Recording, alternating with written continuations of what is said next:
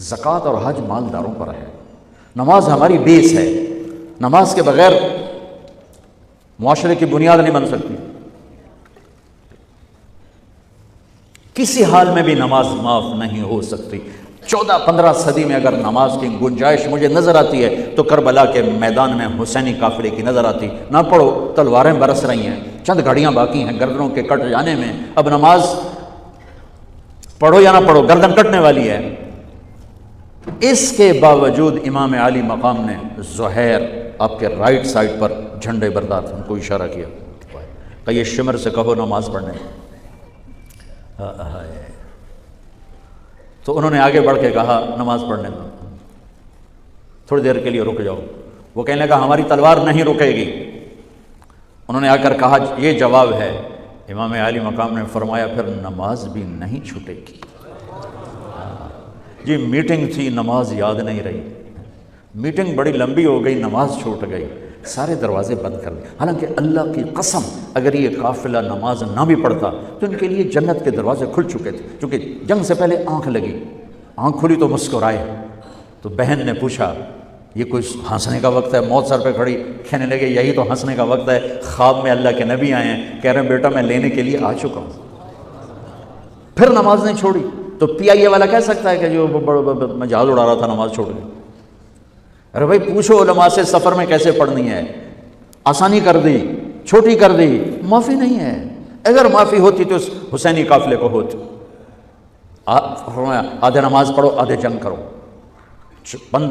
اب تو 1440 ہجری ہو چکی ہے، 1440 سال میں سب سے خوبصورت نماز جو پڑھی گئی کربلا کے میدان میں پڑھی گئی، سب سے خوبصورت سجدہ جو کیا گیا کربلا کے میدان میں کیا گیا۔ اور زمین نے بھی کیا فخر کیا ہوگا، کربلا کی زمین نے، کہ آج کون ہیں جن کے ماتھے میرے اوپر ٹک کر یوں لگ رہے ہیں جیسے ٹیکا میرے ماتھے پہ آ گیا۔ جب سبحان رب الاعلیٰ کی صدا گونجی ہوگی تو زمین کی 7ویں تہ بھی ٹھنڈی ہو گئی ہوگی۔ تو میرے نبی کا نواسا ہمارے لیے دروازے بند کر کے جا رہا ہے۔ کسی حال میں نہیں چھوڑ سکتے نماز، سوائے اس کے کہ بے ہوش ہو جاؤ، چلو ٹھیک ہے، اس کے علاوہ نہیں چھوڑ سکتے۔ لیٹے لیٹے پڑھو، نہیں اٹھ سکتے لیٹے پڑھو، آنکھوں کے اشارے سے پڑھو، چھوڑ نہیں سکتے ہو۔ آدھوں نے نماز پڑھی، آدھوں نے جنگ کی، پھر آدھوں نے نماز پڑھی اور سب نے جنگ کی، اور عصر میں سب سر نیزے پہ چڑھ چکے تھے۔ عاشق کا جنازہ ہے، ذرا دھوم سے نکلے، محبوب کی گلیوں سے ذرا گھوم کے نکلے۔ ہمارے دفتروں میں، بازاروں میں، گھروں میں نماز زندہ ہو جائے۔ روزہ تو سال کے بعد آئے گا، بیمار ہے تو چھٹی، مسافر ہے تو چھٹی بعد میں رکھ لینا۔ زکوٰۃ پیسے والے پر ہے، حج پیسے والے پر ہے، ایک نماز ایسا فریضہ ہے جس کے لیے میرے رب نے 700 دفعہ قرآن کو ہلا دیا ہے۔ نماز نماز، کبھی لفظ صلاۃ کے ساتھ، کبھی اور الفاظ کے ساتھ، 700۔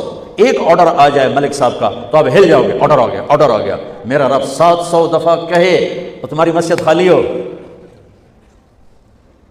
کہ ہمیں اپنے اللہ اور اس کے رسول کی عظمت اور ہیبت کا پتہ نہیں ہے۔ نماز کے بعد زندگی اگر ساری نماز بنانا چاہتے ہیں، نمازیں کتنی ہیں بھائی بولو؟ 6 ہو سکتی ہیں، 7 ہو سکتی ہیں، نہیں ہو سکتی۔ اگر ساری زندگی نماز بنانا چاہتے ہو کہ میری پوری زندگی نماز بن جائے، چاہے میں آفس میں ہوں، چاہے میں جوڑیا بازار میں ہوں، چاہے میں جہاز اڑا رہا ہوں، چاہے کھوتا ریڑی، ایک حدیث سناتا ہوں، صرف ایک حدیث، اس ایک حدیث پہ عمل ہو جائے تو ساری زندگی عبادت بن جائے گی، ساری زندگی بندگی بن جائے گی۔ میرے نبی نے فرمایا اربع اذا کانت فیک، کہ میری امت 4 باتیں لے لو۔ میں قربان جاؤں، میرے نبی بڑے بڑے وظیفے نہیں بتاتے تھے، اپنی امت کو مشقت میں ڈالنے سے بچتے تھے، چھوٹے چھوٹے وظیفے بتاتے۔ ایک صحابی ہے، یا رسول اللہ تنگی ہے رزق کی، کوئی وظیفہ بتائیں۔ کتنے لمبے لمبے وظیفے لوگ پڑھ رہے ہیں کہ کاروبار کھل جائے اور روزی بڑھ جائے، کتنے لمبے چوڑے، کتنے کتابوں میں ایڈے بڑے وظیفے لکھے پہ، پڑھوں جی مندہ بٹھ ہو جاؤ۔ میں قربان جاؤں یا رسول اللہ آپ کی شفقتوں پر، آپ کی رحمتوں پر، سنو یہ کرو، میری بات نہیں ہے، میرے نبی کی بات۔ تجربے کی وجہ سے کرو گے تو کچھ نہیں ملے گا، یقین سے کرو گے تو دروازے کھلتے دیکھو۔ کہ یا رسول اللہ ارید ان یوسع علی رزقی، میں چاہتا ہوں میری روزی کھل جائے۔ تو آپ نے کہا ادم علی الطہارہ یوسع علیک رزقک، تو باوضو رہا کر، تیرا رزق کھل جائے گا۔ کوئی زور لگتا ہے وضو؟ تمہارے یہاں تو سردی ہوتی ہی کوئی نہیں کہ بھائی ٹھنڈا پانی ہے کیسے وضو، یہ تو ہمارے لیے مسئلہ ہے کہ بھائی ٹھنڈا پانی ہے کیسے وضو کرو۔ وہ ہمارے گاؤں کا مراسی مجھے مل گیا، میں نے کہا چل نماز پڑھے گا، نہیں جی میاں جی سردی بڑی نہ لے جاؤں، سردی بڑی، مراسیوں کو سردی زیادہ لگتی ہے۔ میں نے کہا نہیں آج تک نماز پڑھا کے چھڑنا ہے۔ میں اس کو لے کے جب وہ ٹوٹی پہ بیٹھا نا، جو ہی ہاتھ پہ پائے، وہ حال ہے وہ ٹھنڈا پانی ہے، وہ حال ہے وہ ٹھنڈا پانی۔ تمہارے لیے تو یہ مسئلہ بھی نہیں کہ ٹھنڈا پانی۔ میرے نبی کی یہ سارا مجمع لے لو، یہ اوپر مستورات لے لیں، ادم علی الطہارہ یوصى الیک رزقک۔ میرے نبی نے فرمایا باوضو رہنا شروع کر دے، اللہ تیرا رزق کھول دے گا۔ ابھی اللہ رسول کی آپس کی بات ہے تو میری بات ہوتی تو دیوار پہ مار دو، تجربہ کرو۔ نبی کی بات کو تجربہ کر کے نہیں کرتے، یقین کے ساتھ کرتے ہیں۔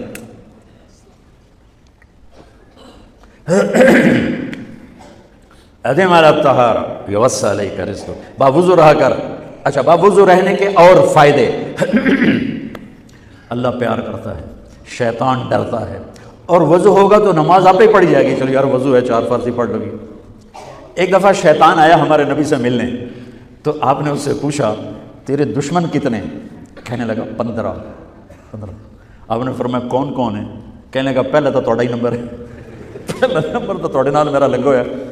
پھر کہنے لگا وہ مسلمان جو 24 گھنٹے باوضو رہتا ہے وہ میرا بڑا دشمن ہے۔ جو باوضو رہتا ہے اور باوضو سوتا ہے، ایک فرشتہ اس کے لیے بندگی کا ثواب لکھتا رہتا ہے۔